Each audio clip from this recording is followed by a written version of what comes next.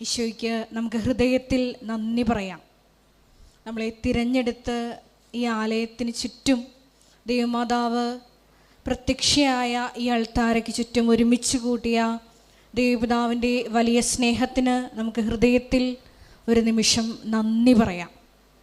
നമുക്കെല്ലാവർക്കും അറിയാവുന്നതുപോലെ 2004 ഡിസംബർ 7-ാം തീയതി ഉച്ചകഴിഞ്ഞ് 2:30 ഇതുപോലൊരു ആരാധനാ മധ്യയാണ് ദൈവമാതാവ് ഈ അൾത്താരയിൽ പ്രത്യക്ഷയായിക്കൊണ്ട് ദുരന്തം ഉണ്ടാകാൻ പോകുന്നു, പ്രാർത്ഥിക്കണമെന്ന വലിയ സന്ദേശം കൈമാറിയത്. അതുകൊണ്ട് തന്നെ ഓരോ ആരാധനയിലും ദൈവമാതാവ് മക്കൾക്ക് വേണ്ടി മധ്യസ്ഥം പ്രാർത്ഥിക്കുന്ന അതുല്യമായ പ്രാർത്ഥന മണിക്കൂറിലേക്കാണ് നമ്മളിപ്പോൾ പ്രവേശിച്ചിരിക്കുന്നത്. അതുകൊണ്ട് തന്നെ നമ്മളെ വിഷമിപ്പിക്കുന്ന പാപങ്ങളും ഭാരങ്ങളുമെല്ലാം ഈ അൾത്താരയിൽ ഇറക്കി വെച്ചുകൊണ്ട് ദൈവസ്നേഹത്തോടെ ഈ ആരാധന മണിക്കൂറിൽ ആയിരിക്കുവാൻ നമുക്ക് പ്രത്യേകം ശ്രമിക്കാം. പിതാവിനാൽ ആകർഷിക്കപ്പെട്ടിട്ടാണ് നമ്മളെ ഓരോരുത്തരെയും ഈ ആലയത്തിലേക്ക് വിളിച്ചിരിക്കുന്നത്. അതുകൊണ്ട് തന്നെ ദൈവപിതാവ് നമ്മളെല്ലാവരെയും മുൻകൂട്ടി കണ്ടിട്ടുണ്ട്. ദൈവമാതാവ് നമ്മളുടെ ആവശ്യങ്ങൾ അറിയുന്നുണ്ട്. അതുകൊണ്ട് തന്നെ നമ്മുടെ വിഷയങ്ങളെക്കാൾ അപ്പുറത്ത് നമ്മളെക്കാളൊക്കെ ഒത്തിരിയേറെ വിഷമസന്ധികളിലൂടെ കടന്നു പോകുന്ന മക്കളുണ്ട്. അവരുടെ എല്ലാവരുടെയും പ്രാർത്ഥനാ നിയോഗങ്ങൾക്ക് കൂടിയും നമുക്ക് ഈ ആരാധനാ മണിക്കൂറിൽ പ്രത്യേകം പരിശുദ്ധ ദൈവമാതാവിൻ്റെ മധ്യസ്ഥം തേടി പ്രാർത്ഥിക്കാം. ഈശോയെ, ആത്മാവിൻ്റെ വലിയ നിയന്ത്രണം എല്ലാ മേഖലകളിലും ഉണ്ടാകുവാനും ഈശോയെ ഞങ്ങളെ ഓരോരുത്തരെയും കൃപാസനത്തിൽ പ്രത്യക്ഷയായ ദൈവമാതാവിൻ്റെ പ്രത്യക്ഷീകരണത്തിൻ്റെ സ്ഥിരം സാക്ഷികളാക്കി ഉയർത്തണമേ എന്ന് ഒരു നിമിഷം പ്രാർത്ഥിക്കാം. നമ്മുടെയൊക്കെ കൃപയ്ക്ക് തടസ്സമായി നിൽക്കുന്ന പാപസാഹചര്യങ്ങളെയും നമ്മുടെ ചിന്താ മേഖലകളെയും ഒക്കെ ഈ അൾത്താരയിൽ ഇറക്കി വെച്ച് ഒരു നിമിഷം നമുക്ക് പ്രാർത്ഥിക്കാം. കൃപ വന്ന് നിറയുവാൻ നമ്മുടെ ജീവിതത്തിൽ തടസ്സമായിട്ടുള്ള എല്ലാ മേഖലകളെയും ബഹുമാനപ്പെട്ട VP ജോസഫ് അച്ഛൻ്റെ ധ്യാനത്തിലൂടെ ഈശോയെ വെളിപ്പെട്ട് കിട്ടണമേ എന്ന് ഒരു നിമിഷം പ്രാർത്ഥിക്കാം. ഈശോയെ, അങ്ങയുടെ സാന്നിധ്യം ഈ ആലയത്തിൽ ഈ നിമിഷം പ്രകടമാക്കണമേ എന്ന് പ്രാർത്ഥിക്കുന്നു. ദൈവമാതാവിനൊപ്പം അപ്പോസ്തലന്മാർ പ്രാർത്ഥിച്ചപ്പോൾ സിഹിയോൻ മാളികയിൽ ഈശോയെ ആത്മാവിനെ അയച്ചതുപോലെ ഞങ്ങളുടെ ഇടയിലേക്കും പുത്തൻ പന്തക്കുസ്ത അനുഭവം നൽകി ഈശോയെ ഞങ്ങളെ ഓരോരുത്തരെയും അഭിഷേകം ചെയ്യണമേ എന്ന് പ്രാർത്ഥിക്കുന്നു. ഞങ്ങളെ സാക്ഷികളാക്കി ഉയർത്തണമേ എന്ന് പ്രാർത്ഥിക്കുന്നു. ആത്മാവിൽ ജ്വലിപ്പിക്കണമേ എന്ന് പ്രാർത്ഥിക്കുന്നു. പുതിയ പുതിയ കൃപകൾ നൽകണമേ എന്ന് പ്രാർത്ഥിക്കുന്നു. ഹല്ലേലൂയ, ഹല്ലേലൂയ, മഹത്വം, മഹത്വം, ആരാധന, ആരാധന, ഹല്ലേലൂയ, ഹല്ലേലൂയ. യേശുവേ നന്ദി, യേശുവേ ആരാധന, ഹല്ലേലൂയ.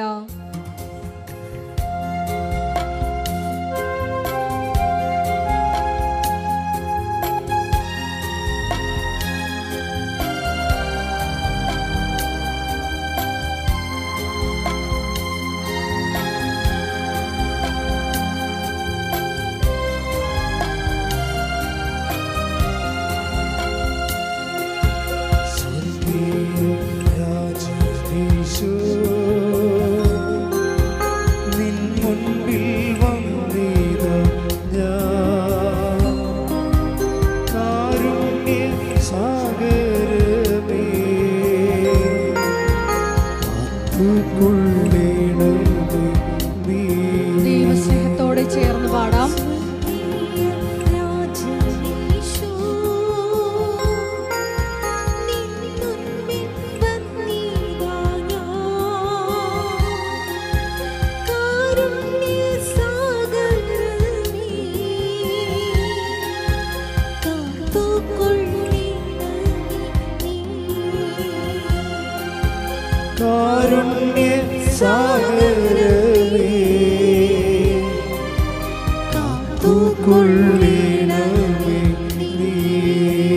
സ്തുതിക്കട്ടെ. ഹല്ലേലൂയ. യേശുവേ ആരാധന, ആരാധന. പരിശുദ്ധ പരമ ദിവ്യ കാരുണ്യത്തിന് നേരവും ആരാധനയും സ്തുതിയും പുകഴ്ചയും ഉണ്ടായിരിക്കട്ടെ. പരിശുദ്ധ പരമ ദിവ്യ കാരുണ്യത്തിന് നേരവും ആരാധനയും സ്തുതിയും പുകഴ്ചയും ഉണ്ടായിരിക്കട്ടെ. പരിശുദ്ധ പരമ ദിവ്യ കാരുണ്യത്തിന് നേരവും ആരാധനയും സ്തുതിയും പുകഴ്ചയും ഉണ്ടായിരിക്കട്ടെ. എൻ ശക്തിയൊക്കെയോടും നിന്നെ സ്നേഹിച്ചിടുന്നേ, നിന്നെ നിനച്ചു വാഴും എന്നിലേഴുന്നള്ളണേ.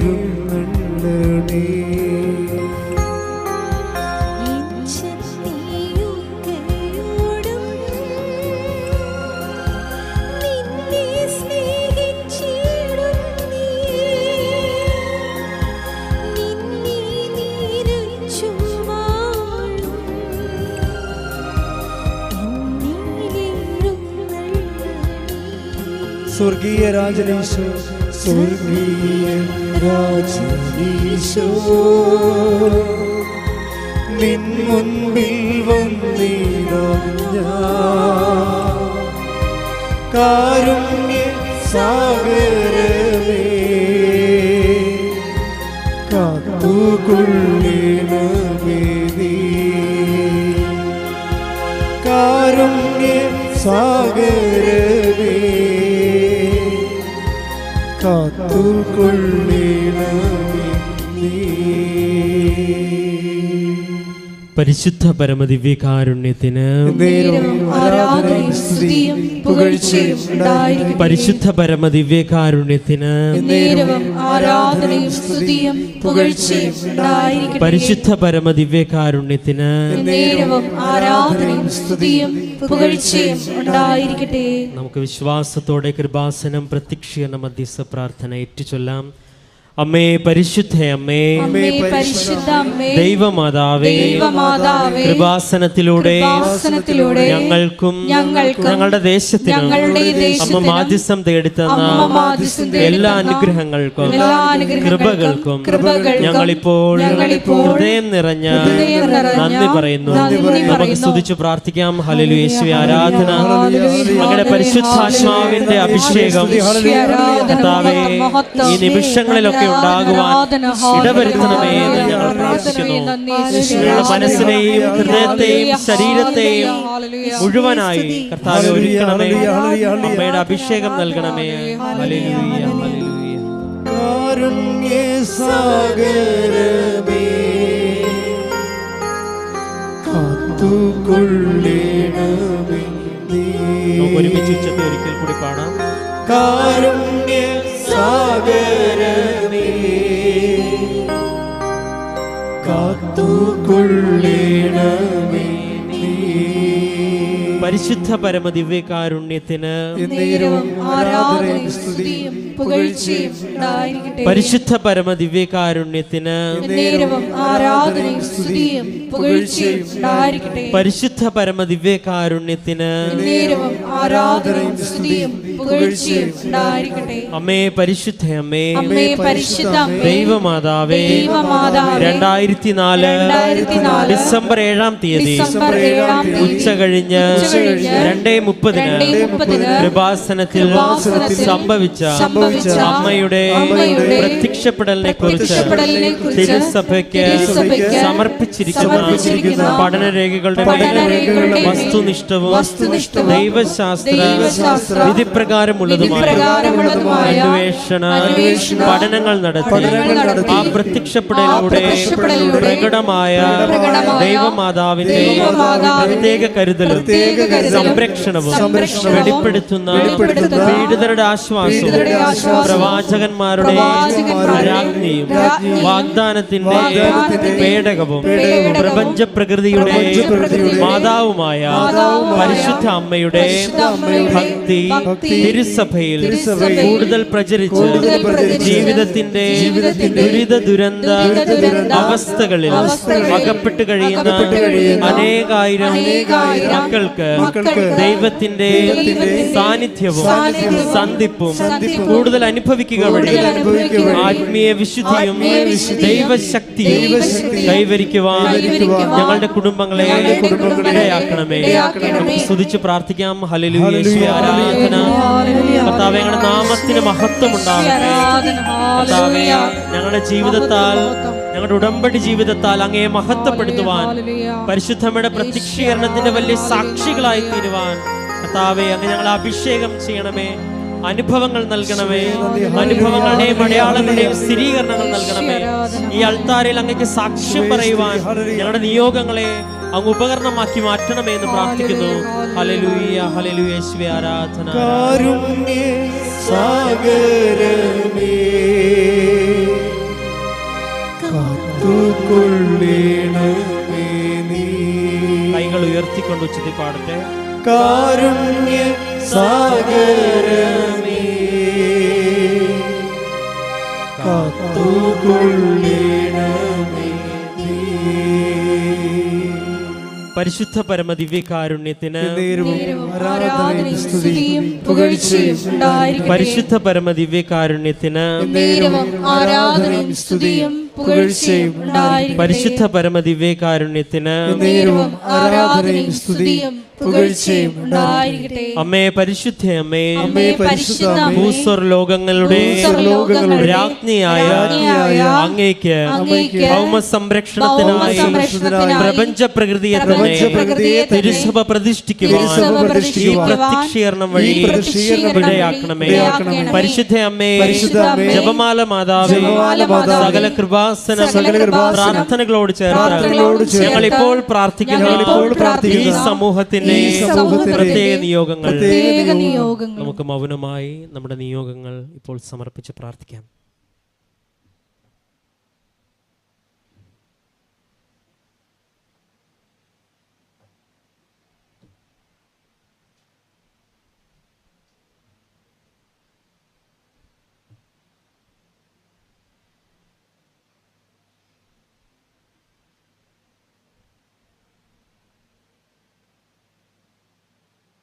അമ്മയുടെ പ്രത്യക്ഷീകരണത്തിന്റെ ഈ അനുഗ്രഹവേളയിൽ ഞങ്ങൾക്ക് സാധിച്ചു തരുവാൻ കനിയണമേ.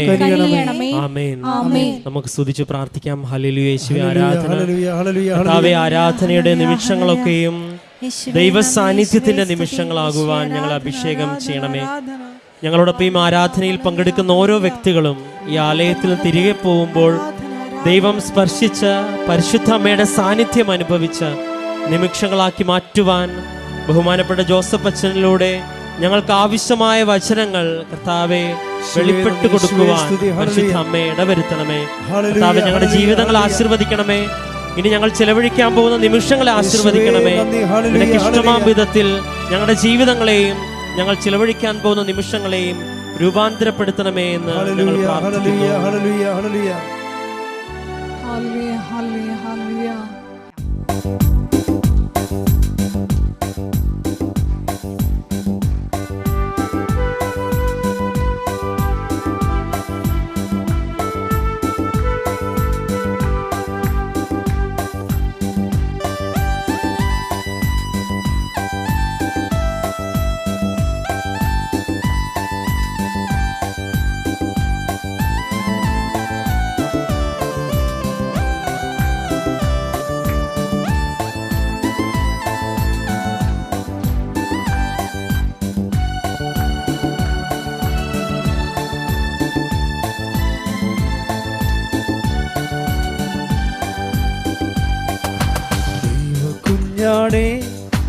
ആത്മനാഥനെ അങ്ങേ ഞങ്ങൾ ആരാധിക്കുന്നു. ആത്മനാഥനെ അങ്ങേ ഞങ്ങൾ ആരാധിക്കുന്നു. കൊല്ലപ്പെട്ടവനെ ജീവനാഥനെ അങ്ങേ ഞങ്ങൾ ആരാധിക്കുന്നു. കൊല്ലപ്പെട്ടവരെ ജീവനാഥനെ അങ്ങേ ഞങ്ങൾ ആരാധിക്കുന്നു. ആരാധിക്കുന്നു, ഞങ്ങൾ ആരാധിക്കുന്നു. ഹല്ലേലൂയ, ആമേൻ. ഉച്ചത്തിൽ പാടാം. ആരാധിക്കുന്നു, ഞങ്ങൾ ആരാധിക്കുന്നു. ഹല്ലേലൂയ, ആമേൻ. ദൈവകുഞ്ഞാടേ ആത്മനാഥനെ അങ്ങേ ഞങ്ങൾ ആരാധിക്കുന്നു. കൊല്ലപ്പെട്ടവനെ ജീവനാഥനെ അങ്ങേ ഞങ്ങൾ ആരാധിക്കുന്നു. സ്തുതിക്കട്ടെ. ഹല്ലേലൂയ ഹല്ലേലൂയ. യേശുവേ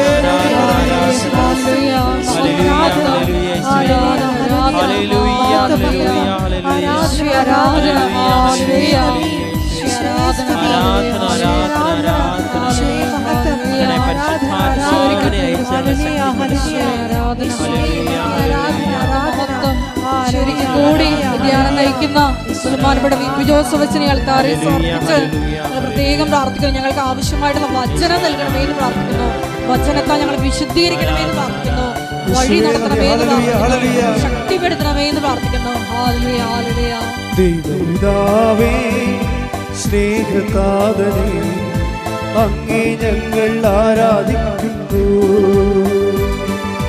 ദൈവപിതാവേ സ്നേഹനാഥനേ അങ്ങേ ഞങ്ങൾ ആരാധിക്കുന്നു. പരിശുദ്ധാത്മാവേ ജീവാത്മേ അങ്ങേ ഞങ്ങൾ ആരാധിക്കുന്നു. പരിശുദ്ധാത്മാവേ ജീവാത്മേ അങ്ങേ ഞങ്ങൾ ആരാധിക്കുന്നു.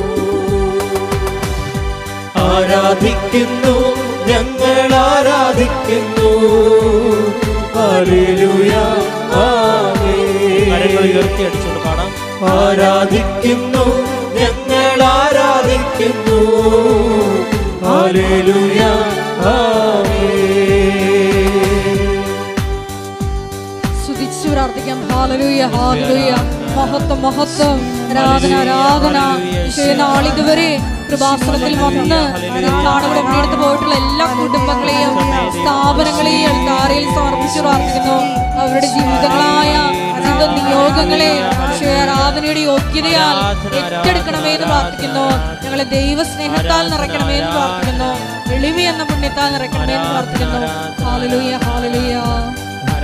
ായവനെ യേശുരാജനെ അങ്ങേ ഞങ്ങൾ ആരാധിക്കുന്നു. ഒരുമിച്ച് പാടാം. ഉദ്ധിതനായവനേ യേശുരാജനേ അങ്ങേ ഞങ്ങൾ ആരാധിക്കുന്നു. ലോകരക്ഷകനെ പാപമോചകനെ അങ്ങേ ഞങ്ങൾ ആരാധിക്കുന്നു. ലോകരക്ഷകനെ പാപമോചകനെ അങ്ങേ ഞങ്ങൾ ആരാധിക്കുന്നു. ആരാധിക്കുന്നു ഞങ്ങൾ ആരാധിക്കുന്നു. ഹല്ലേലൂയ ആമേൻ. കരങ്ങൾ ഉയർത്തി അടിച്ചുകൊണ്ട് ഉച്ചത്തിൽ പാടട്ടെ. ആരാധിക്കുന്നു ഞങ്ങൾ ആരാധിക്കുന്നു. ഹല്ലേലൂയ ആമേൻ. ആരാധിക്കുന്നു ഞങ്ങൾ ആരാധിക്കുന്നു. ഹല്ലേലൂയ ആമേൻ. ആമേൻ ആമേൻ യേശുനാഥാ. ആമേൻ ആമേൻ ദൈവപുത്ര. ആമേൻ ആമേൻ സർവശക്ത നിത്യപിതാവേ. ആമേൻ ആമേൻ യേശുനാഥാ. ആമേൻ ആമേൻ ദൈവപുത്ര. ആമേൻ ആമേൻ സർവശക്ത നിത്യപിതാവേ. നിത്യപിതാവേ. സ്തുതിക്കട്ടെ. ഹല്ലേലൂയ ഹല്ലേലൂയ ഹല്ലേലൂയ ഹല്ലേലൂയ. മഹത്വം മഹത്വം.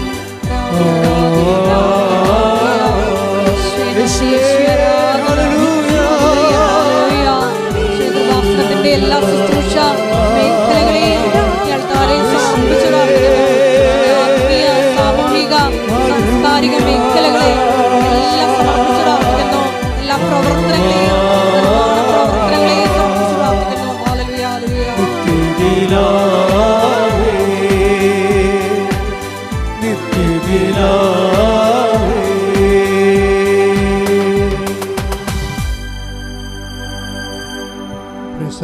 Praise the Lord. പരിശുദ്ധ പരമദിവ്യകാരുണ്യത്തിന് എന്നേരവും ആരാധനയും സ്തുതിയും പുകഴ്ചയും ഉണ്ടായിരിക്കട്ടെ. പരിശുദ്ധ പരമദിവ്യകാരുണ്യത്തിന് എന്നേരവും ആരാധനയും സ്തുതിയും പുകഴ്ചയും ഉണ്ടായിരിക്കട്ടെ. പരിശുദ്ധ പരമദിവ്യകാരുണ്യത്തിന് എന്നേരവും ആരാധനയും സ്തുതിയും പുകഴ്ചയും ഉണ്ടായിരിക്കട്ടെ. എൻ്റെ പ്രിയപ്പെട്ടവരെ, ദൈവവുമായി ഉടമ്പടിയിലായിരിക്കുന്നവർ ഈ വേസ്റ്റ് മാനേജ്മെൻറ്റ് ശരിക്കും പഠിക്കാനുള്ള ഒത്തിരി അവസരങ്ങളുണ്ട്. അത് അർത്ഥവത്തായിട്ട് പ്രയോജനപ്പെടുത്തുന്ന അനുസരിച്ചുകൊണ്ട് നമുക്ക് ഉടമ്പടിയിൽ പുരോഗമിക്കാൻ പറ്റും. വേസ്റ്റ് മാനേജ് എന്ന് പറഞ്ഞാൽ നമ്മുടെ അടുക്കള വേസ്റ്റ് അവിടെ തന്നെ കുഴിച്ചു മൂടുന്ന പരിപാടിയല്ല. വേസ്റ്റ് മാനേജ് എന്ന് പറയുന്നത് ലൈഫിൻ്റെ അനുഭവങ്ങളിൽ കുറച്ച് വേസ്റ്റ് അനുഭവങ്ങളുണ്ടാവും. വേസ്റ്റ് അനുഭവങ്ങൾ വെച്ചാൽ അനുഭവങ്ങളിൽ പോസിറ്റീവ് ഉണ്ടാവും, നെഗറ്റീവ് ഉണ്ടാവും, അതേസമയം വേസ്റ്റും ഉണ്ടാവും. വെച്ചാൽ ഒരു കുപ്പ പോലെ ഇരിക്കണ നമുക്ക് തന്നെ ഒരു പിടിയും കിട്ടത്തില്ല. ഈ വേസ്റ്റായിട്ടുള്ള അനുഭവങ്ങളെ എങ്ങനെ ക്രിസ്തുവിനെ നേടാൻ വേണ്ടി നമ്മൾക്ക് റീസൈക്കിൾ ചെയ്യാൻ പറ്റും. അതാണ് ഉടമ്പടി ഇന്ന് അന്വേഷിക്കുന്നത്. കാര്യം എല്ലാവരും സാക്ഷ്യം പറയുമ്പോൾ കുറച്ച് വേസ്റ്റേജ് പറയുന്നുണ്ട് അവർ. പക്ഷെ അവർക്ക് അറിയത്തില്ല അത് എന്തുകൊണ്ടാണ് അങ്ങനെ സംഭവിക്കുക. ഉടമ്പടി ഞാൻ എടുത്തതാണല്ലോ എന്നിട്ടും അപ്പം ഞാൻ ഉടമ്പടിയിലാണ് റിലേ ചെയ്യണത്.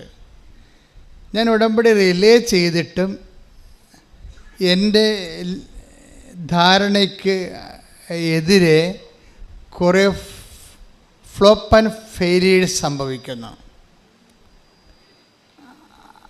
അപ്പം ചിലർ പറയും അത് എൻ്റെ ഉടമ്പടിയുടെ ചെയ്വനയുടെ കുഴപ്പമാണ്, അതുകൊണ്ടായിരിക്കും. അപ്പോൾ ഇനി ഞാൻ നല്ലവണ്ണം ഉടമ്പടി ചെയ്യാമെന്ന് പറയും. നിങ്ങൾ നല്ലവണ്ണം ഉടമ്പടി ചെയ്ത് ആയാലും ശരി, പിന്നെയും കുറേ വേസ്റ്റേജ് ഉണ്ടാകും അനുഭവങ്ങളിൽ. ഇപ്പം തന്നെ കഴിഞ്ഞ ദിവസങ്ങളിൽ ഒരു ഡോക്ടറിൻ്റെ സാക്ഷ്യം ഉണ്ടായി. ഡോക്ടർ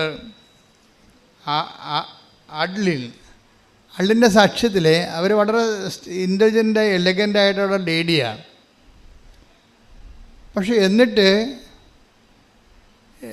ഞാൻ ഇവിടെ കണ്ടിട്ടുണ്ട് ഈ ചില മലയാളം +2 IELTS എഴുതി ഒറ്റ സ്ട്രെച്ചിന് പാസ്സാകണത്. മലയാളം ആണവർ, മലയാളം മീഡിയമാണ്. പക്ഷേ അവർ പറയും അപ്പായി മരിച്ചു, എൻ്റെ അനിയനാണ് എനിക്ക് വീട്ടിലുള്ളത്, അമ്മയുടെ ചെറിയ വരുമാനം കൊണ്ട് ഞങ്ങൾ ജീവിക്കണത്, അപ്പോൾ എന്നെ നീ കരകയറ്റി വിട്ടില്ലെങ്കിൽ കുടുംബം മുങ്ങിപ്പോകും എന്ന് മാതാവിനോട് ഡയറക്റ്റ് കമ്മ്യൂണിക്കേറ്റ് ചെയ്യും. പ്രേരണ സത്യത്തിൻ്റെ ഘടനകൾ പ്രാർത്ഥനയിൽ എപ്പോഴും ഉണ്ടാകണം, നല്ലതാണ്. കാര്യം ഈ ഉടമ്പടി ഒരു വിഷയം നോട്ട് ബൈ മെറിറ്റിൽ വർക്ക് ചെയ്യും. ഇത് ബൈബിളിൻ്റെ മുഴുവൻ കോൺസെപ്റ്റിൽ ഈ നോട്ട് ബൈ മെറിറ്റ് ഉണ്ട്. ഉടമ്പടി മാത്രമല്ല. നോട്ട് ബൈ മെറിറ്റ് എന്ന് പറഞ്ഞാൽ എന്താണ്? നിൻ്റെ യോഗ്യത കൊണ്ടല്ല, എൻ്റെ കൃപ കൊണ്ട്. അപ്പോൾ നമ്മുടെ യോഗ്യത ഇല്ലെങ്കിലും ഉടമ്പടി പെർഫെക്റ്റ് ആണെങ്കിൽ ദൈവം ആ ഓപ്ഷൻ ഉപയോഗിച്ചുകൊണ്ട് നിങ്ങളെ ഹെൽപ്പ് ചെയ്യും. അതുകൊണ്ടാണ് ഈ മലയാളം മീഡിയംകാർ +2 IELTS എഴുതുമ്പോൾ ഒറ്റ സമയത്ത് തന്നെ പാസ്സായി വരും. അത് കർത്താവിൻ്റെ ശക്തിയാലാണെന്ന് നമുക്ക് മനസ്സിലാകും. അപ്പോൾ ഈ സൈന്യത്താലും ശക്തിയാലും അല്ലാതെ കർത്താവിൻ്റെ കൃപയിൽ വർക്ക് ചെയ്യുന്ന കുറേ അനുഭവങ്ങൾ നമ്മുടെ ജീവിതത്തിലുണ്ട്. അത് ഉടമ്പടിയുടെ ഒരു തനത് ഫോർമുലയാണത്. പക്ഷെ ഞാൻ പറയണത് അതല്ല. നിങ്ങളതെല്ലാം കൃത്യമായിട്ട് ചെയ്താൽ, ഇപ്പോൾ ഈ ഡോക്ടർ അഡ്ലിന് എന്താ സംഭവിച്ചത്? അവർ MBBS ഡോക്ടറാണ്. ഇനിയിപ്പോൾ ഒരു MDക്കോ മറ്റെന്തിനോ എൻട്രൻസിന് വേണ്ടി വിദേശത്ത് പോയി പഠിക്കാൻ വേണ്ടിയുള്ള ഒരു തയ്യാറെടുപ്പിനാണ്. അതിനു വേണ്ടി അവരെന്താ ചെയ്യണത്? അതിന് 3 ടെസ്റ്റാണ് ഉള്ളത്. ഒരു ടെസ്റ്റ് IELTSൻ്റെ ടെസ്റ്റാണ്. അത് 2 പ്രാവശ്യം എഴുതിയിട്ട് അവർക്ക് കിട്ടിയില്ല. ഓക്കെ, വ്യത്യാസം കണ്ട. +2 മലയാളം മീഡിയം IELTS എഴുതി പെട്ടെന്ന് കയറി പോകുന്നു. ഒരു MBBS ഡോക്ടർ എഴുതിയിട്ട് അത് കിട്ടണില്ല, രണ്ടാമത്തെ പ്രാവശ്യം കിട്ടിയില്ല.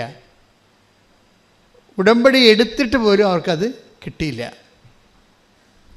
അപ്പോൾ നിങ്ങളെ സംബന്ധിച്ചിടത്തോളം അതൊരു പസ്സിലായിട്ട് വരും.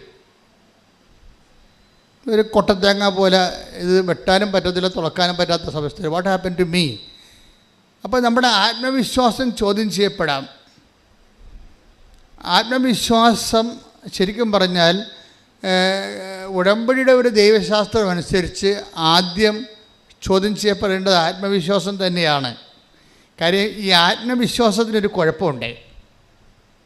ആത്മവിശ്വാസം അതിൻ്റെ ഒരു ഡിഗ്രി കൂടിക്കഴിഞ്ഞാൽ അത് അഹന്തയായിട്ട് ഡെവലപ്പ് ചെയ്യും.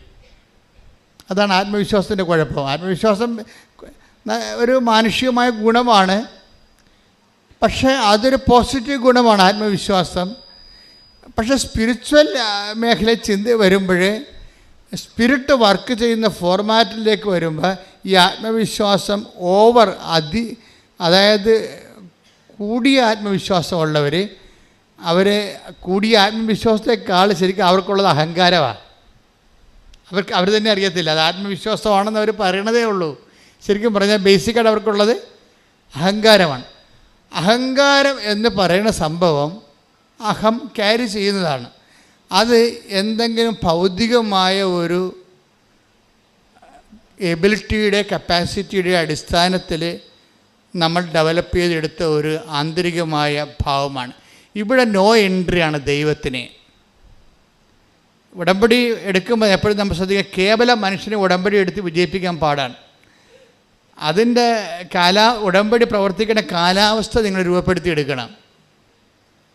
ഈ ആത്മവിശ്വാസം എന്ന് പറയുമ്പോൾ നിങ്ങളുടെ വിദ്യാഭ്യാസം ചിലപ്പോൾ നിങ്ങൾക്ക് ഓവർ കോൺഫിഡൻസ് നൽകും.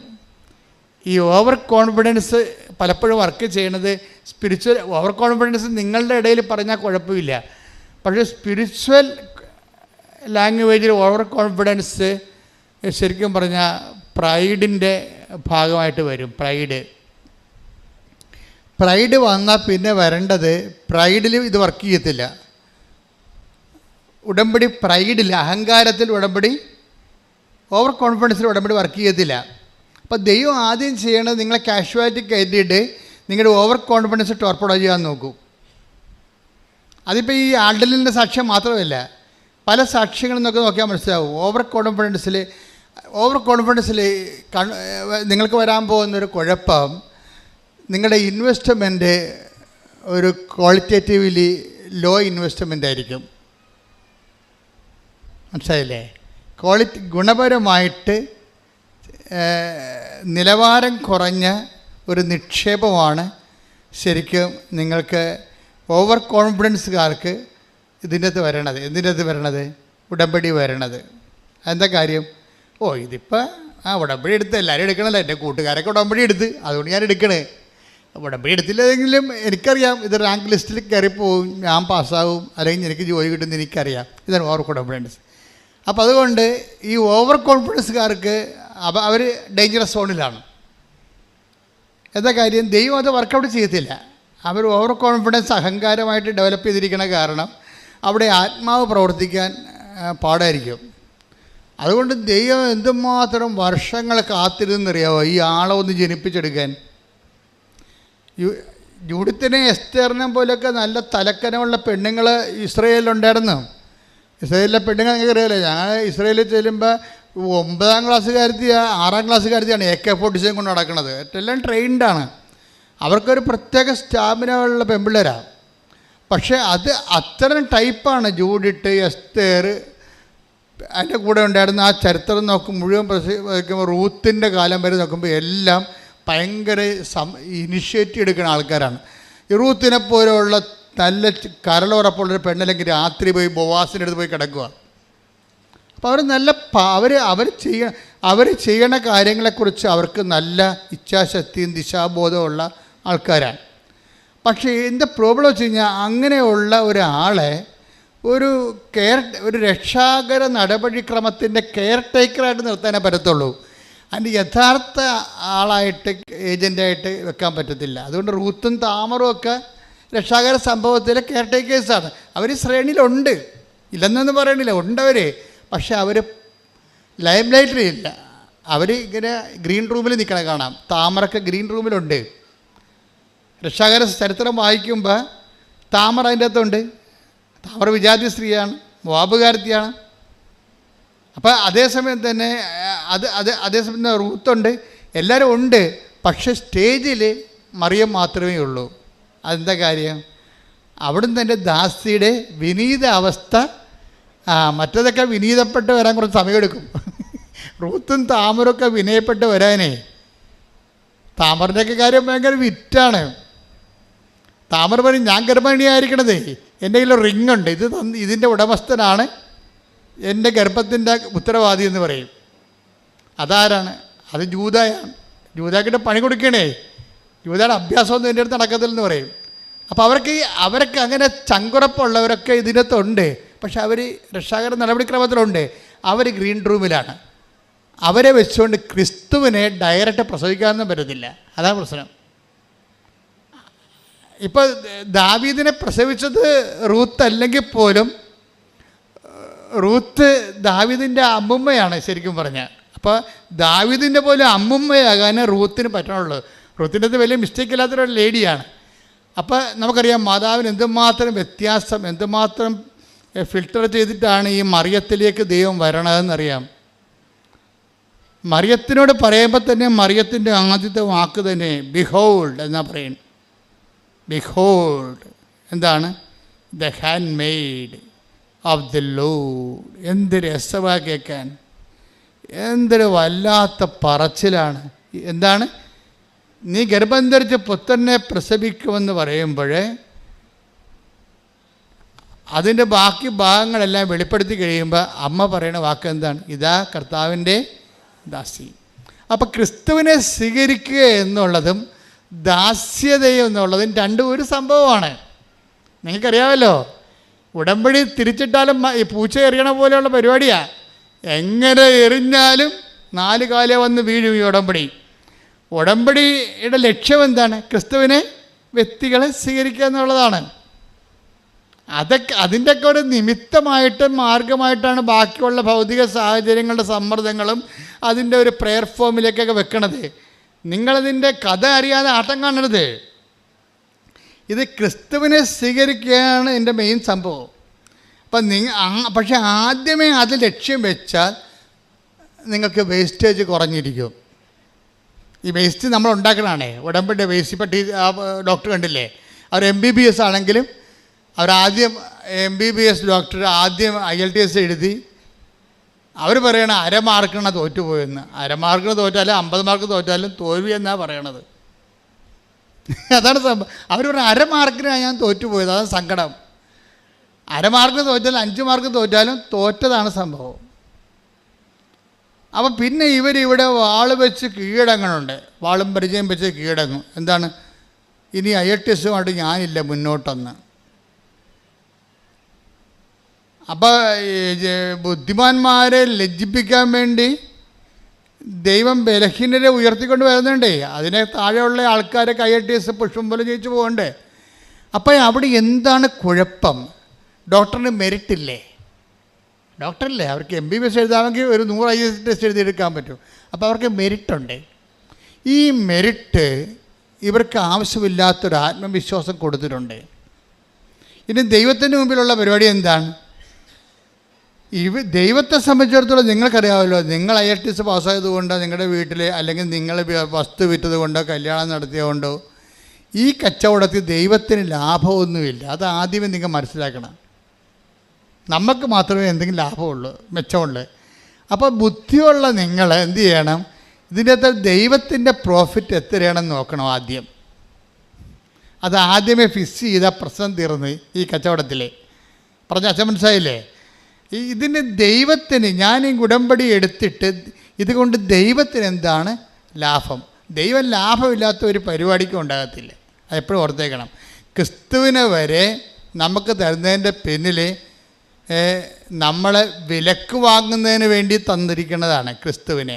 അത്രയും ഭയങ്കര എക്സ്പെൻഡിച്ചർ മുടക്കിയിരിക്കുന്നതാണ്. തൻ്റെ ഏകജാതിനെ നൽകാൻ തക്ക വിധം ദൈവം തൻ്റെ സ്നേഹത്താൽ അത്രമാത്രം സ്നേഹിച്ചിട്ട് ദൈവത്തിന് ഈ വിഷയത്തിൽ ക്രിസ്തു എന്തെല്ലാം അതിന് നഷ്ടപ്പെടുത്തിയാലും, ക്രിസ്തുവിനെ വരെ നഷ്ടപ്പെടുത്തിയാലും ശരി, എനിക്ക് നിങ്ങളെ നഷ്ടപ്പെടരുതെന്നുള്ള വലിയൊരു മനസ്സിൽ നിന്നാണ് ഇതെല്ലാം രൂപപ്പെട്ട് വരണത്. പക്ഷേ അത് ദൈവത്തിൻ്റെ ആ മനസ്സ് ബോധപൂർവ്വം മനസ്സിലാക്കിയിട്ട് നിങ്ങൾ ഉടമ്പടി എടുക്കുമ്പോൾ തന്നെ ഈ കച്ചവടത്തിൽ ഈ വിനിമയം, നമുക്ക് കച്ചവടം മോശമാക്കുകയാണെങ്കിൽ ഞാൻ ഉപേക്ഷിച്ച് ഈ ഒരു വിനിമയം, ഒരു കവനൻ്റെ ഒരു വിനിമയമാണ്. ബൈലാറ്ററൽ എഗ്രിമെൻ്റ് ആകുമ്പോൾ ഒരു വിനിമയമുണ്ട് അതിൻ്റെ അകത്ത്. ഈ വിനിമയത്തിൽ ദൈവത്തിന് എന്താണ് മെച്ചം, ദൈവത്തിന് എന്നാ അതിൻ്റെ അകത്ത് കിട്ടണത് എന്ന് ആദ്യം നമ്മൾ മനസ്സിലാക്കി വെക്കണം. അല്ല നിങ്ങളെന്താ ചെയ്യണത്, നിങ്ങൾക്ക് എന്ത് കിട്ടുമെന്ന് വിചാരിച്ചുകൊണ്ടാണ് ഇത് വർക്കൗട്ട് ചെയ്യണത്.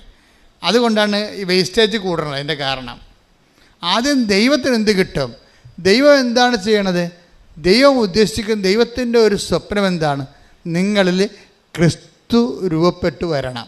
അതാ പ്രശ്നം. Receive Jesus Christ and get saved.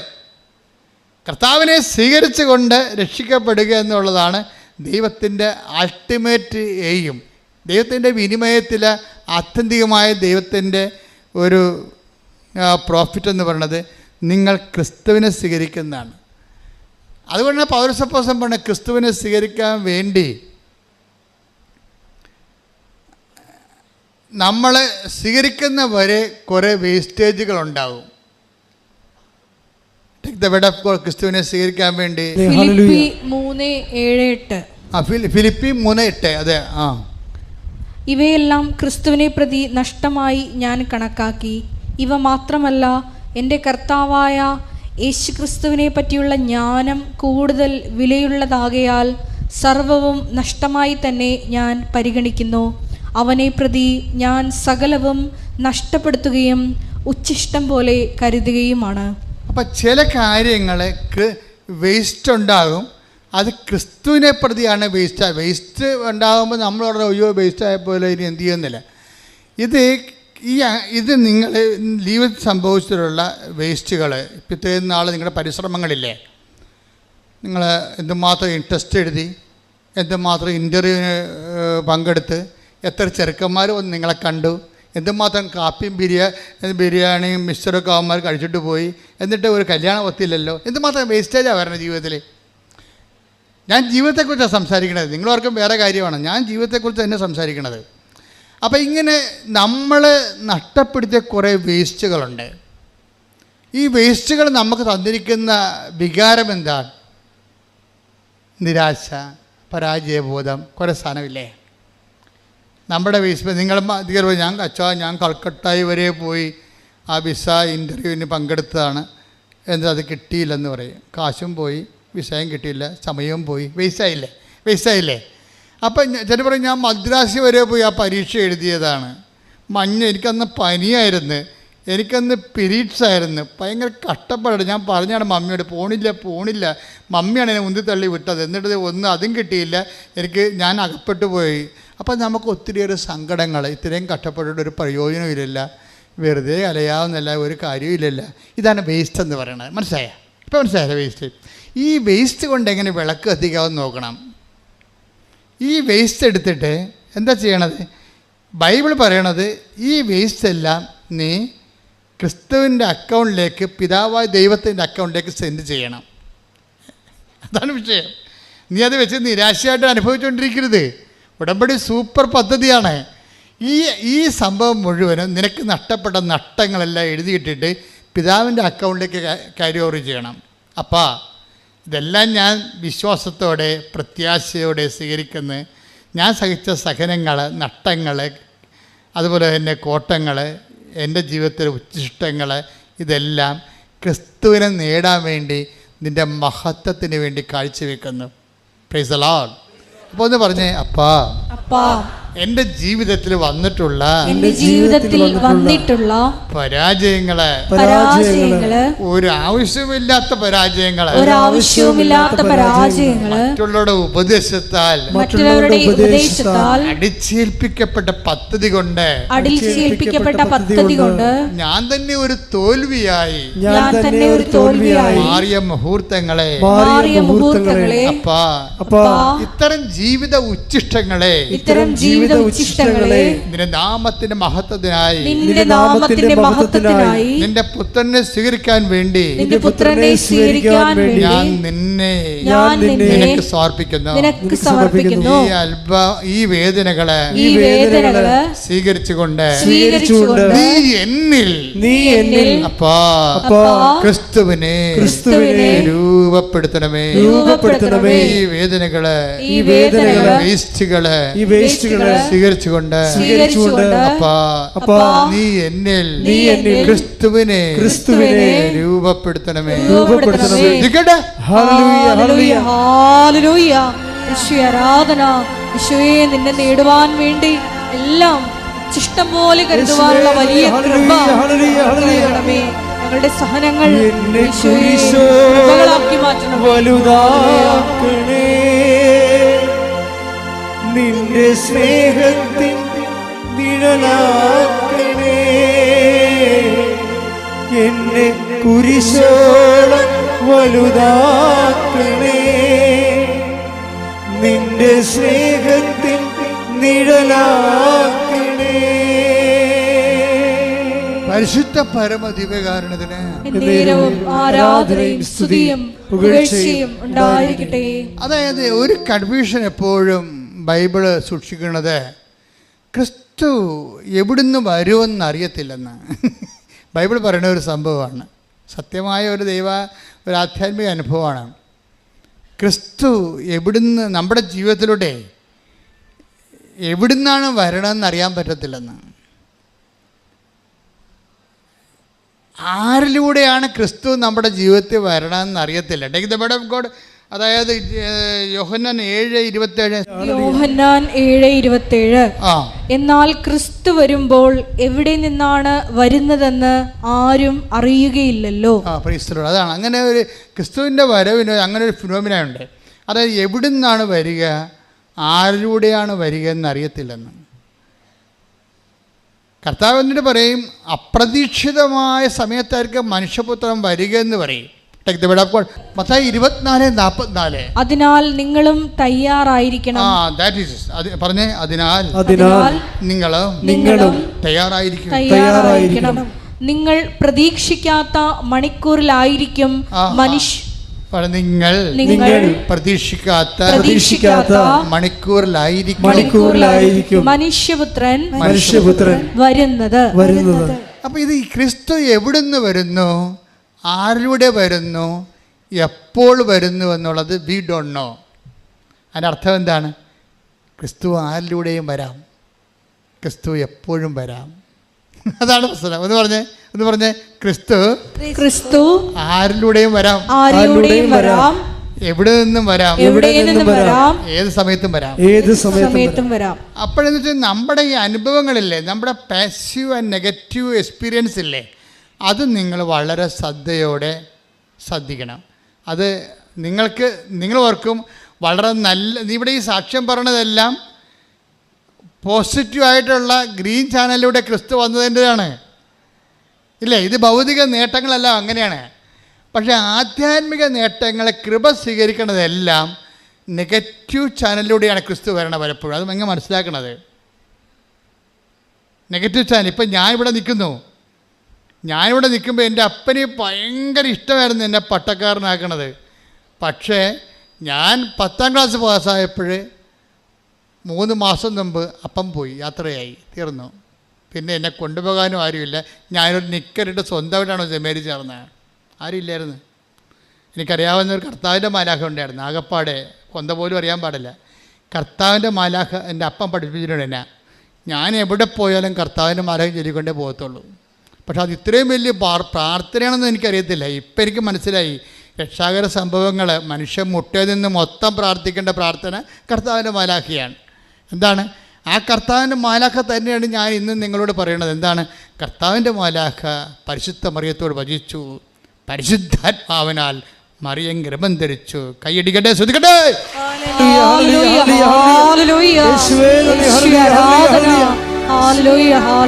ദാസിയുടെ താഴ്മ തൃക്കൺ പാർത്ത ഉന്നതൻ ദാസരെ ഉയർത്താൻ എഴുന്നള്ളുകയാ. ദാസിയുടെ താഴ്മ തൃക്കൺ പാർത്ത ഉന്നതൻ ദാസരെ ഉയർത്താൻ എഴുന്നള്ളുകയാ. എന്തൊരാനന്ദം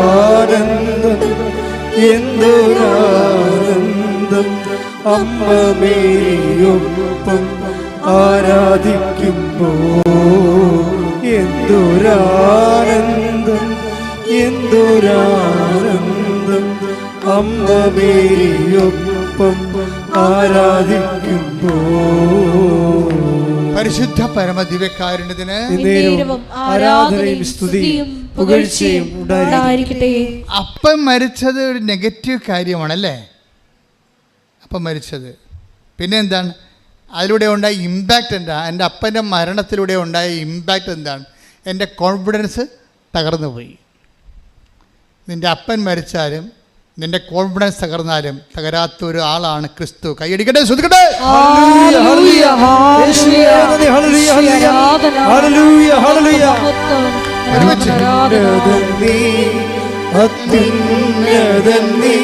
നിന്നെപ്പോലൊരു ദൈവമില്ല.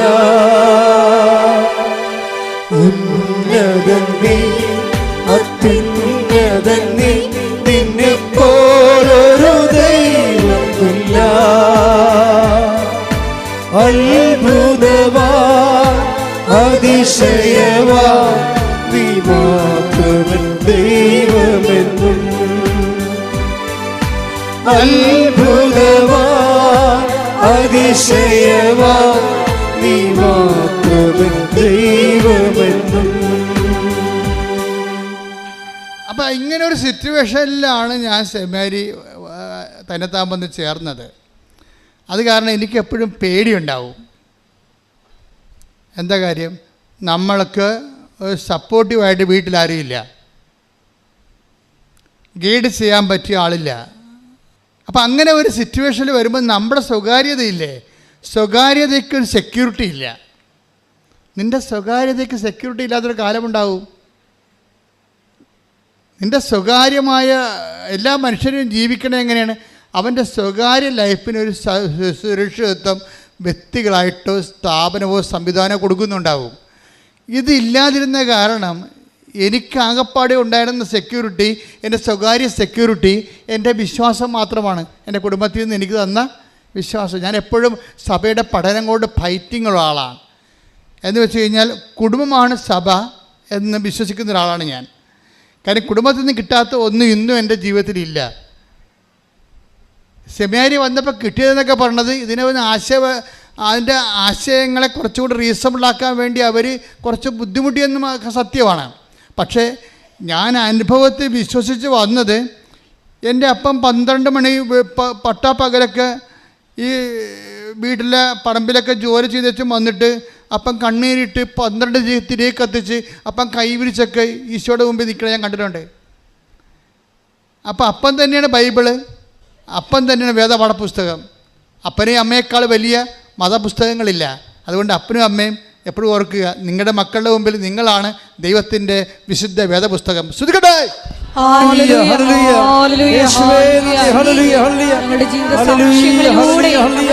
മാതൃകയാകുവാൻ ഈ ആരാധനയിലൂടെ ഞങ്ങളെ അഭിഷേകം ചെയ്യണമേ.